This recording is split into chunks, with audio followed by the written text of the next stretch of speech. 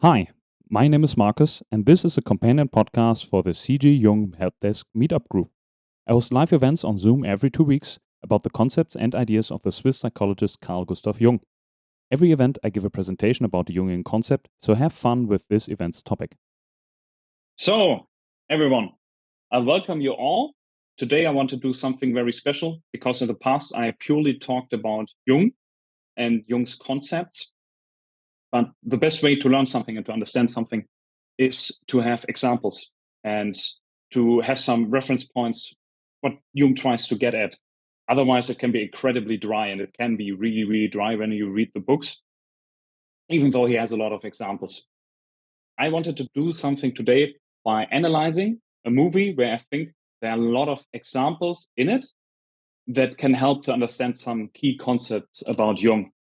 So this is not saying that Barbie, the movie, is necessarily a Jungian movie that somebody set out to say, okay, I'm trying to put in as much concepts of Jung as possible into there, which would be interesting, but it would surprise me if this is how the movie got created. But I saw the movie. I really liked the movie. I thought it was really, really entertaining. And the more I thought about it, the more concepts of Jung I found that I can use as examples. So this is not to saying this is a Jungian movie and every Jungian has to see this movie, but rather there's a lot of concepts in there. The way how I want to structure is I want to tell a little bit first about the concepts. So everybody who saw the movie already can maybe start already to think, oh, okay, they might get where I'm trying to get it. And then I will make a summary of the movie just for those who have not seen it, maybe. And then I will go, okay, directly applying all the things from before on the movie. And there's some really, really cool things that took me some time to figure out. But I saw the movie twice just this weekend again and took a lot of notes. And yeah, so when we talk about Jung and his life's work, the main part where everything revolves around, right, is this idea that you have the conscious and the unconscious and how those two interact with each other. So, how do things come from the unconscious into consciousness and the other way around? Like, how do things go into the unconscious and how does consciousness evolve? Because consciousness is basically us, how we are. For him, and what he found in his research and studies is that consciousness is very often associated with spiritual, air, lofty, also abstract things. So let's say things high up in the sky, removed a little bit from everything. And the unconscious is very much earthly, down to earth. And this interaction of those and the symbolization you have in the birds as consciousness and conscious things, and snakes or reptiles as things of the earth. And this is why you have very often have this image of a bird that catches a snake, for example, or wrestles with a snake. You see that very often, like the Hunger Games. There's a new movie coming out, and they have it as a front poster. And they, of course, did not come up with it. This is a very old symbol, and it's used again and again. And for Jung, is such a thing that symbolizes how our psyche works. That there's this constant struggle and interaction between consciousness and unconscious. So the main thing is that the unconscious constantly interferes with consciousness. So we set out a plan, we want to do something, but something comes from the side and distracts us. So the idea of the Freudian slip, for example, comes from that. We want to say one thing, but we're saying another thing because our conscious brings us to do that. We slip, we trip, we think of something inappropriate. Just images come up when somebody tells something to us. This is the unconscious interfering with our plans and our consciousness. The consciousness, of course, does not like that. So, because the unconscious is messy, it's like the earth, right? It's very messy, it's all entangled, it's not very clear, it's not necessarily structured. It's nature. So, the consciousness tries to repress and remove everything that does not neatly fit into consciousness. So, everything is structured, is orderly and clean and pushes us down. So, everything does not that does not fit. For example, when we have an image of ourselves, how we see ourselves, everything that does not fit, we try to mute down and say, okay, this is not so important. That's not really me. It gets pushed into the unconscious, is removed from the very clean place that we have into kind of the dark and shadowy place and dirty place where we think where it belongs. And the problem that Jung saw, especially today for the modern world, where consciousness is very strong because we have the institutions and we have school, work, all those things that are there to train our willpower and to expand our consciousness with capabilities, is that people with their minds kind of fly away. They might think that their consciousness, their mind is separated from the body. It's something else, two different things that kind of coexist. But in the end, it's all the same. It's one body. It's also part of one psyche. But for consciousness, it's way easier to just think in conscious terms and to ignore the rest. And this idea of we have two poles acting against each other, Jung uses very often. He calls that the opposites. And he says it's the psyche and psychic processes interacting has very often to do with opposites that are hard to combine and hard to bring together. And bringing them together is a difficult task and a lot of work. But he says, when consciousness pushes too far into one direction, it will provoke the unconscious to counteract, to bring back a balance, to remind the person that there's more to them, that they have a complete body and a complete psyche, to bring them into a higher state. Of course, this has to be a conscious decision to do so. It's counterbalance and act. The unconscious does all by itself, but consciousness also has to follow that and not ignore it, because then it gets worse and worse. So for these opposites, it's important because for Jung, that's really part of how we perceive the world. He says, we only have dark when there's light and the other way around. We only have high when there's low. When we say something, we also talk about the opposite. The one can't be without the other. One of the basics opposites that he sees, besides consciousness and unconscious, is that of logos and eros. Logos being the function that separates, and eros being the function that binds together. So there are these forces that are constantly interacting, because this is what you also do in real life. You separate or you bring together, and this is constant. And you can't say, oh, I only separate and then everything is nice, because then everything is dead. Or only combine, then everything gets entangled and there's not really clear. It's like a completely dirty room. So it's both are necessary in a balance. And he sees that they're both in the psyche, but based on the gender of a person, it's rather person feels more at home in logos or more at home at eros. So every person has the same, it's just in a different ratio, what gets preferred. And he says for men, it's the logos aspect, separating aspect being preferred, where people feel at home, which makes eros the unconscious side, the kind of difficult side. And for women, it's the other way around. The eros, the combining function, the relation function is in the main view, while logos is more in the dark. This again means this is like a starting position. It does not mean that it has to be like that, but it is how, let's say, the game starts. And bringing this all together and developing a whole person and a whole psyche means to traverse one's own psychology, to go into the dark parts, because only there can be growth. What you know is lit up, everything is structured, everything is ordered, that there's no room to grow as a person. And one has a whole psyche and it has to be lived. This is what the unconscious pushes. And there's one factor on the unconscious that does that, and this is the self. And the self can be understood something like a future you. And it puts in all these different tasks and all the different situations to one that forces one to evolve. At least one should decide to also evolve. One can oppose, but then, of course, it becomes more and more difficult with the unconscious because it will interact more and more and interfere. When we start out an individuation process, this is called this journey through the psyche, people have a low level of consciousness. And this low level of consciousness, he references to earlier societies, like that we have this very strong consciousness is relatively new for him, just a couple of thousands of years since writing starts. He says that's the beginning of consciousness. Everything before, people are in an unconscious stand. And he says he could see it in some like pre-scientific societies, primitive societies, he called them, hunter-gatherers.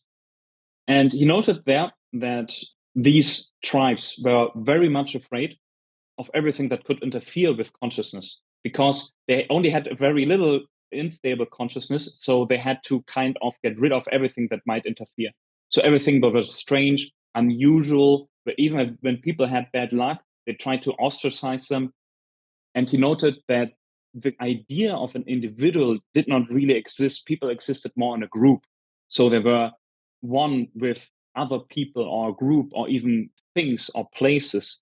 The psychology was not separated from the surroundings. The idea of an I and of being an individual was not there. So this is a path of individuation, become an individual, something that is different from the rest, not completely separated, but different and aware of that difference. The constant journey and the constant problem of individuation is that what people already know and already can do, Jung calls as superior function. It's like you have two hands, but you like one really, really a lot more than the other. And when there's something new to do, you first try it with your strong hand. As people might think, what happens in individuation is exactly that the self pushes people to use the other hand also to develop it because you have two hands and you should be able to use both in a kind of sophistication.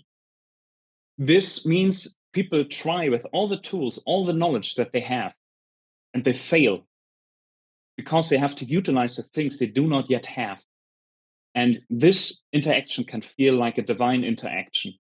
And it's what he calls a transcendent function. By you growing outside of yourself, you're transversing your own being in these situations, everything that you are to become something more. And this is very, very interesting thoughts. And he says there are people that have different states of conscious ability and conscious sets of minds. He says just because we live in modernity does not mean everybody is modern, that everybody has the newest version of consciousness. He says in society you have different spheres. And even back then he said, okay, when I want to meet primitive people, I ride the tram in Zurich. Because you have people, in his view, that are still living in the Middle Ages or in ancient Greek in those times. Just a different way of looking at the world, seeing the world, and a different way how much is integrated of all the functions and capabilities there are. He also says there's like these people who live in the year 3000 already.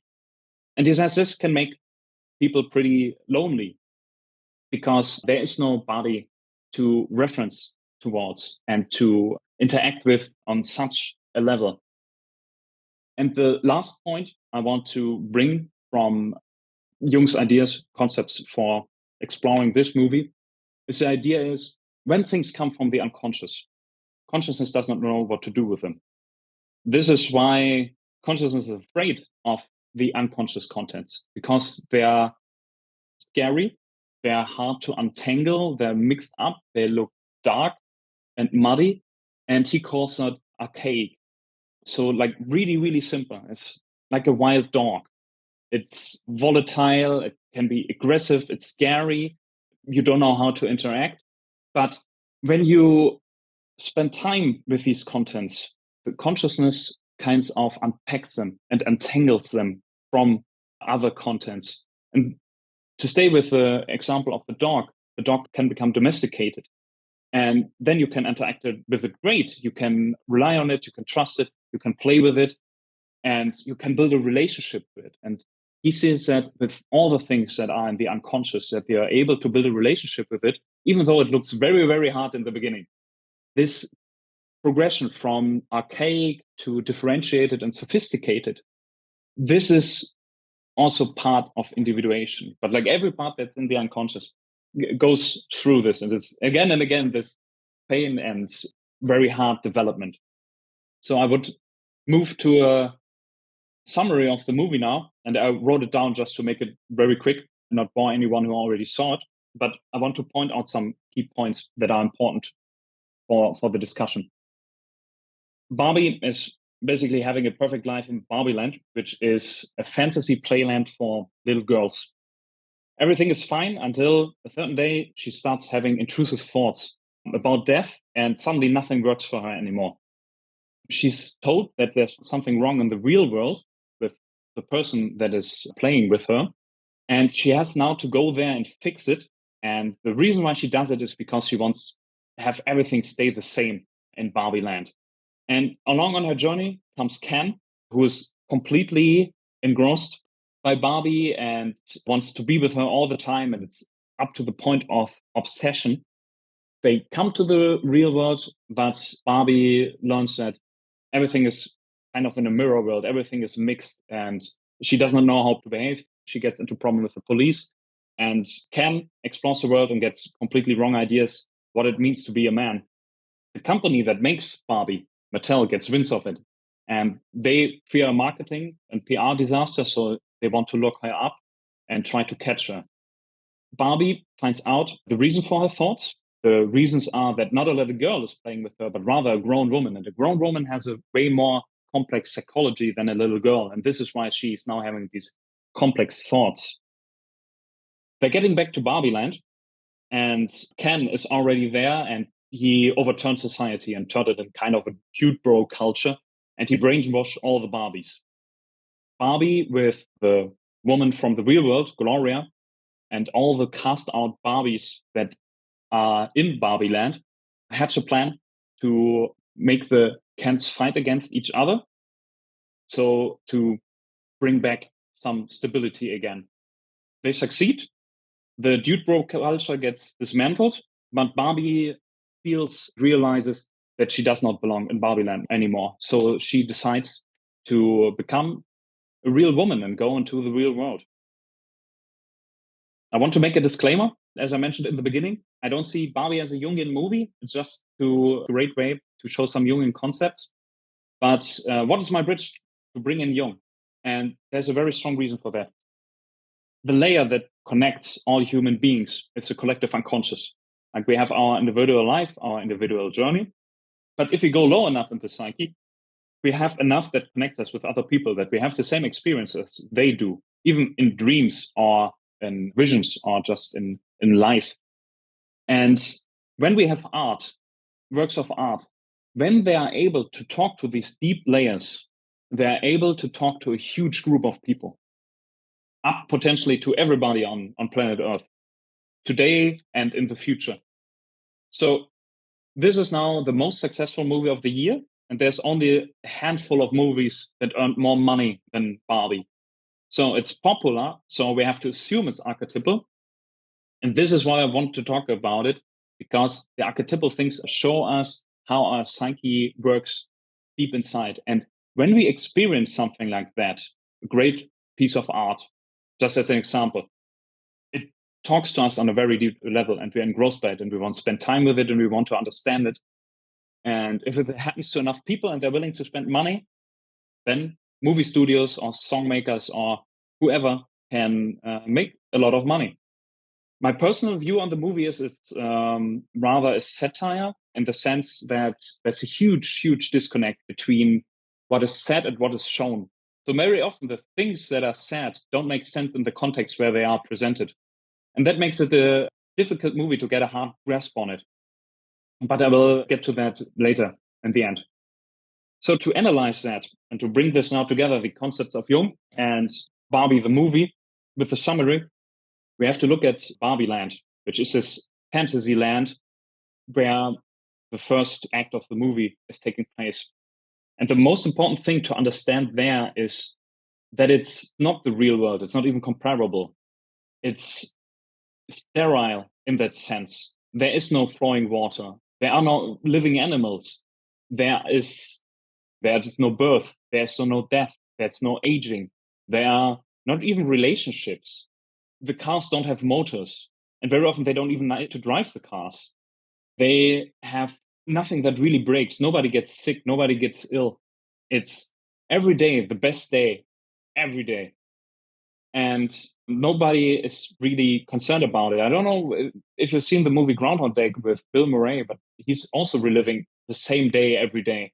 And it takes him just a couple of turns that he tries to kill himself all the time, because real human beings, they can't do it. They can't stand it to have this constant repetition. It doesn't matter how great it is. When it's always great, it gets unbearable anyways. It's the same as trying to lie down on the most comfortable couch that you can think of, or most comfortable bed. Even after a couple of minutes trying to not to move, it becomes agony, because human beings have to move, they have to change, something has to happen. And this has to be kept in mind, because all the things that are happening there and people are doing, it's all play, it's make pretend, it's a charade. They drive around with trash cans, and I'm pretty sure there's nothing in it, because nobody's eating anything. The container with milk or what it is, it's empty, right? There's no waste. Nobody goes to the toilet. There is really nothing. In that sense, it's incredibly, incredibly sterile. But it's not only that Barbie Land is strange and in a kind of heightened reality. The same is for the real world. The real world also is more like a parody. When they go there and they interact with the people there, they also act very strange. It's like it's just the opposite of Barbie Land. The opposite of something very strange is again something strange. They go to the construction site and immediately it's just one sexist sentence after the other, and no real person will talk like this, especially not in this situation. It's a comedy. It's heightened reality. It's more similar to like a Wes Anderson movie, where it's also childlike.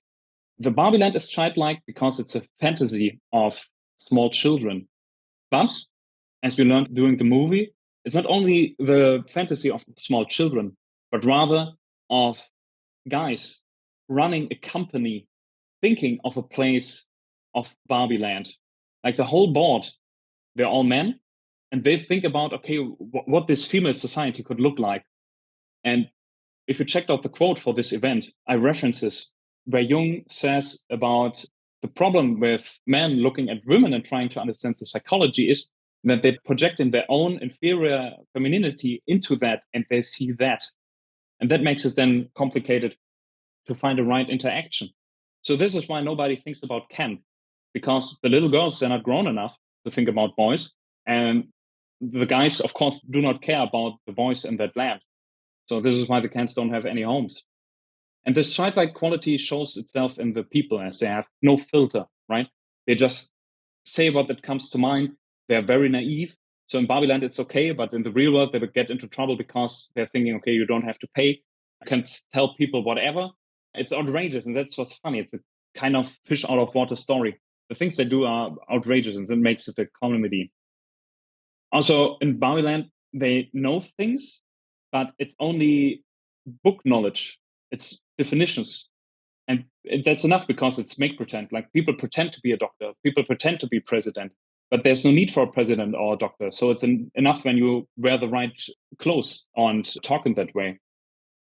And this is one of the funniest situations when Barbie is accused of being a fascist, and she just says, "People think I'm controlling the railways and the flow of commerce," because that's one definition of fascism. But this is, of course, not meant, and this is completely besides the point. But this idea of you have this completely disembodied knowledge that is separated from a strong underpinning, it's not connected to anything. She maybe knows the textbook definition of fascism, but certainly she does not know about Nazi Germany or fascist Italy and the Holocaust and all those things. This is an important point to understand, that the Barbies and Kens, they're not really men and women. In their mind, they have these things, but bodily and everything else, there's no need for such a separation between men and women, because there's not really a problem to solve this. This is not nature. It's completely unnatural. So this is the state of Barbie Land in the beginning of the movie. And this is a place where Barbie grows up and exists. The way how her story starts is by having these thoughts of death. And this is the interesting thing when you want to look at it from a Jungian perspective, because when we say she has a female psychology, of course, the logos part would be inferior in her. And this would be the things that come through the unconscious. And the logos is associated with words. This means she having thoughts of death. This is her logos coming up and presenting as something from the unconscious, which is completely strange and foreign to her. But she's so naive that she does not realize it and blurts it out in a party. And everybody around her is mortified by what she said. And it's only then that she realizes there's something wrong. And this is when things start to fail for her. Like all the things we have seen before, one of those perfect days, suddenly she wakes up, has bad breath. The water has the wrong temperature. The milk is old. The toast is burnt. All the things she never had to think about, suddenly they become problematic. Suddenly she can't live her normal life anymore. She falls from the roof. And this is what makes her concerned. One of the coolest things that I realized is this, that her feet are flat. The feet are always like this. They're always suspended in the air because of the high heels. But once the unconscious comes up and like the bodily comes, she gets into contact with the full earth with her feet, and she does not know how to deal with it and how to walk. And this reminded me of something that Jung said about patients he had, British soldiers who were stationed in India.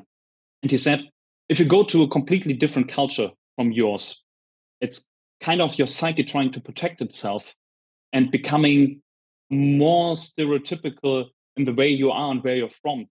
And this is an effort to not touch ground on the foreign soil and not let it infect the person. And he noted that very often when people, for example, went to Africa and India and were there for a long time, that kind of the psychology of the soil creeps up in their unconscious and starts to influencing them, and people trying to shut themselves off. So this image that he had of the feet of the soldiers or other people kind of hovering above the ground, this is now what's happening to Barbie. She's full feet on the ground. And it's her body trying to bring her more down to the earthly, out of the abstract, the sterile and dead, into the nourishing and also rejuvenating earth. What does Barbie do? And this is something that happens very, very often in movies. Normally, also in fairy tales, people go to a witch. They don't know what to do. So they don't turn to normal society. They go to the outcast of society and ask, okay, what's wrong? In this case, it's Weird Barbie. And Weird Barbie has special knowledge because she got through the ringer of the real world. Like the real world interacted too much with her. And now she's damaged goods. And this is why the society puts her as an outcast outside of the city. And even her house looks weird. And she has superior knowledge above the other Barbies because the other Barbies, they just shun her. They ignore her and talk behind her back. And she has to live alone in her house. But if things are serious and people can't function normally anymore, they go to the witch and ask her for advice. And she tells Barbie that somebody is playing with her and something's wrong with that person. And that's why she's having problems. And this is so cool because Barbie does not know that somebody is playing with her. And it's this idea of psychoanalysis. This is one of the staples of psychoanalysis, that you are not the Lord in your own house. There are also other guests, and they push and pull you and influence you. So it's her unconscious acting up. And she realizes, oh, okay, I have to now go into the place, into the dark of the unconscious to find out what is wrong. So it's, of course, an outward journey as she goes to another place, but it's really an inward journey to find out more.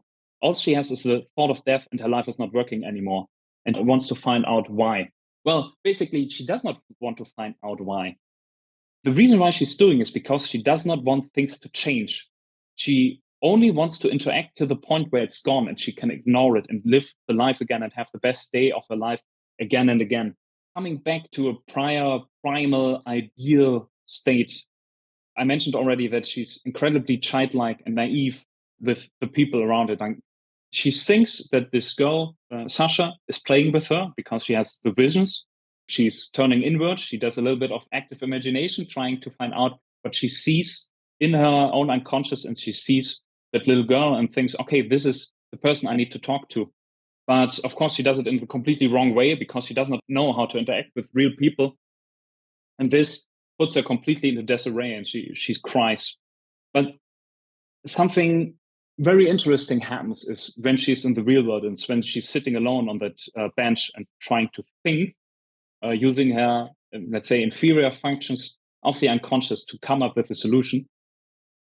She sees all the different people, and she sees an old lady. And the first time that she's seen an old lady, like she sees death and decay and an end coming. Because in Barbie Land, everything is plastic, everything is fantastic, nothing really ends. It's the best day every day.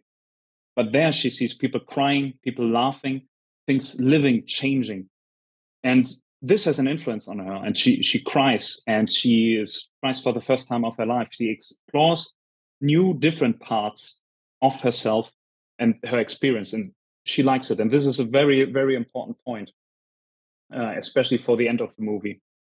How she tries to interact with Sasha is in this very relation-based mode of being. She's friendly with everyone, right? And so she goes there as she's her best friend, but it doesn't work. It's her superior function failing. The ways and the tools that she's have are failing, and she does not know how to deal with it. So she runs away crying and being upset. If we fast forward, I'm just talking about her own psychological journey when they're back in Barbie Land, and she realizes that Barbie Land now has changed in something completely different, completely foreign. And she even lost her house. She doubles down on this idea of, okay, I just want things to end. I don't want any of this. I'm just gonna lie down and play dead. I will become unconscious. I don't want to be awake for this. I just want to wait till it's over, and I don't want to be any part of it. And there's this fairy tale of the girl who spins, and she pricks her finger on the spindle, and she falls asleep, and she has to be kissed awake by a prince. She's in a castle, and around it there's all those thorny plants. I forgot the name, but you know what I mean. One interpretation was that her parents, for her 16th birthday, did not invite, or earlier birthday, did not invite evil or something like that. So she did not have experience of the whole psychology that is there. So she becomes unconscious. And sleeping and death, symbology wise, are with this unconscious state. So she tries to shut herself out of everything. It's her consciousness blocking off everything and not be any part of it. But what happens later, when Gloria gives her speech about how difficult it is to be a woman in the real world, it's then a reminder of the complexity of the world. Barbie Land is very simple. It's incredibly simple. Basically, you don't have to do anything, right? But in the real world, you have to do everything. And when Barbie sat at the bench and saw the real world and saw the interactions and saw what variety is there, and she liked it. When Gloria explained how it's difficult it is to be a woman, and Barbie gets hope, this is her realizing what her journey is and where she has to go. And this comes out then in the end, where she talks basically to herself, the inventor of Barbie, but also the woman who gave birth to the real Barbara. So, like the bodily Barbara and the spiritual Barbara. And she's put into this decision what she wants to do. And this is the first time that she actually wants something. Before, she only does not want something, but then she wants something. And this thing is to become a real woman and get into the real world. So the whole movie is like Pinocchio, but Pinocchio finds only out at the very end of the movie and decides to become a real boy. That makes Barbie a little bit of a tough protagonist because she's not pushing so much the story forward. It's in the second half taken over by Gloria and Ken. But her experience is from thoughts of death to, oh no, this is only death and decay, I have to stop it, to, oh my God, nothing I do does not work. And realizing, okay, there's more, there's promise. There's not only death and decay, there's also life in there. And basically trying back to getting to an earlier stage of consciousness, which is not possible. It's like leaving the Garden of Eden in the Bible. People were cast out and there's no way back. And this is the stages of consciousness. You can't go to a lower way. This is what Jung spent his life on by saying, okay, we have this ancient wisdom of the psyche and mythology and fairy tales and religion and all these things, but it's not available for us anymore. We're too removed. We now have other conscious needs, so it's not there for us. And we have to explore it new. And his idea was that psychology was a way to explore these things again and to bring them back into culture. But you cannot say today, okay, I'm going to go back into Christianity and live it the same way how it was lived 500,000 or 2,000 years ago. It's just not possible for us. We have to find a different way and move forward. It doesn't mean that it's useless, but it has to be rediscovered in a new way. The old ways, the symbols, the dogmas, and so on, they don't work anymore. So we need new ones. And this is the journey that Barbie is taking. And I can't believe that I'm talking like this about a movie about a doll that's being sold to little girls. Parallel to that, you have Ken's journey. And this is also very interesting because you might remember what I said about you have Barbie and her thing coming from the unconscious are the intrusive thoughts. For Ken, it's intrusive feelings. It's the eros function. It's the relation function. But the same way how Barbie can't deal with the thoughts of death, he can't deal with feeling because he gets an obsession with Barbie. And he is completely focused on her and he only wants to be with her. And she does not understand it. He also does not understand it, but he just wants to be with her all the time. So they're in a similar situation. There's something inside them that starts bugging them and they have to find a way how to deal with it. The problem for Ken is at least Barbie found a real person in the real world, like an ambassador, who can explain how the real world works and what it means to be a real woman. Ken does not have that. And this is very interesting because he's in the logos sphere, he's in the word sphere, right? He's in the separation sphere. So he gets into the real world. And what does he do? He walks around alone. He watches people. He watches people in a gym. He sees some advertisement. And the next thing he says, like, I want to learn more. I'm going to a library and get books and read about it. I'm going to read about horses and trucks and all those things. And he's not well enough versed in the real world to understand what all these things means. It's all really just words on paper. It's only abstract again. And there's not one male person that he really builds a connection with who can explain to him what is necessary. He would have needed a father to explain what it means to be a man, but rather he is a naive child, goes out into the real world, sees all the flashy things, the big cars, the fur, the loudness, and just wants to copy it like an adolescent boy who does not understand what it really means to be a man. It's because it's all show, it's all charade. He then thinks this is really the thing that he's projecting his insecurities into the outside world, sees those and thinks this is real. And he thinks, oh, all you need to be is to be a man, and suddenly you get everything. But he finds out, oh no, you need to all those stuff. You need to change. You need to get education, certification, training, right? He says, oh no, that's way too hard. I don't want to change. That's so difficult. Okay, I will set up a new society somewhere else where I have all these great things that I just saw and that I think that are amazing, but I don't have to do really the effort. So rather than confronting his own soul and own being and questioning that, he tries to change the world. In a Jungian sense and Jungian concept, that's possession and inflation. So there's certain forces in his unconscious that are taking over and bringing him to force himself onto other people with his views and his ideas. And he's shaping the world. There's this a quote of Dostoevsky that fits perfectly, that people rather change the world than confront their own soul. A simple reason why he is amazed by horses. He's never seen real animals. There are no real animals in Barbie land. So the first and only animal that he sees is a horse. And you have to get into the mind of somebody who has never seen any animal and then suddenly sees one. Of course, they're amazed. Of course, they're completely transfixed about it. And that's why he thinks, okay, they're sharing the same space as human beings. So they have to be as important and as involved as everybody else. But this is, again, his complete misunderstanding about everything of the real world and just bringing selective, very shiny things. He's engrossed by the aesthetics, but he does not get the meaning and the underlying things. Like you can't work out how society works by watching people training in a gym. But then you have again this heightened reality where they call themselves "you're the man" and "man." So that's the funny aspect of the movie. He has also a little arc in the movie in the sense that he can bring his relationship function under control and integrated by burying the hatch with a rivalry with the other Ken.